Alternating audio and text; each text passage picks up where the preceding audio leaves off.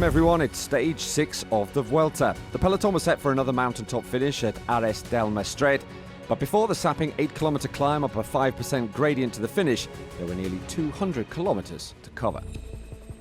In the leader's red jersey, Miguel Angel Lopez had something to fight for, and he was helped out by the fates as he lost 2 rivals at the start of the day. There were a number of crashes that ruined the peloton, and 2 potential GC contenders were forced to abandon. Nicolas Roche, who started stage 5 in red, and Rigoberto Urán, 6th at the start of the day. They weren't the only casualties, who also included Italian champion Davide Formolo and Urán's education-first teammate Sergio Higuita. Out of the trouble, a large breakaway group was forming. No fewer than 11 riders were in the mix, including Ineos's David de la Cruz, Education First's TJ Van Garderen, and Jesus Herrada. 50 kilometres out, and the breakaway put breathing space between themselves and the peloton, and with 35 to go, they were 3 minutes and 40 seconds clear.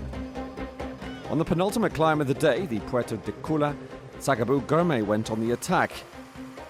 He even managed to build a small lead over the chasing pack, but the Ethiopian was soon joined by Nelson Oliveira of Movistar.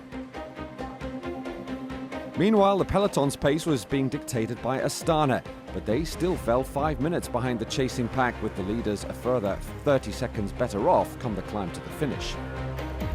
The gap kept growing as Dylan Teuns launched an attack to join the lead pair and, in so doing, became the virtual race leader. Teuns was joined by Herrada, whose brother Jose had been so close to winning stage 5. Jesus did give the Herrada family something to cheer, as he exploded away from Teuns with 300 meters to go to take the stage win.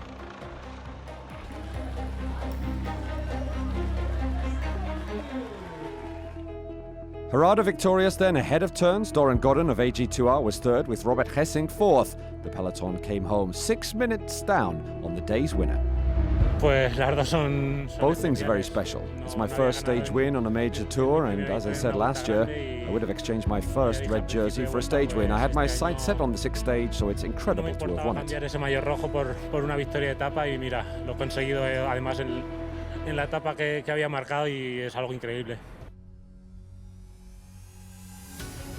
The final climb turned into a poker match at one stage, with Cofidis leader Jesus Herrada calling Dylan Teuns' bluff. The Belgian claimed the stage win on the Tour de France at the Planche des Belles Filles, but this time was looking for the leader's red jersey.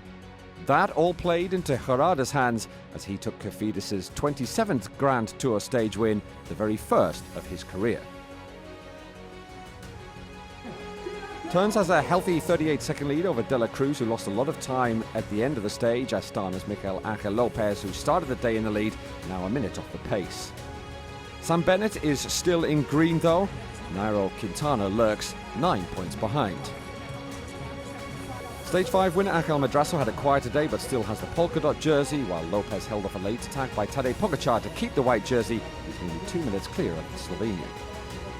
So Teuns, the new leader of the Vuelta, stage 7 will see him wear a Grand Tour leader's jersey for the very first time in his career.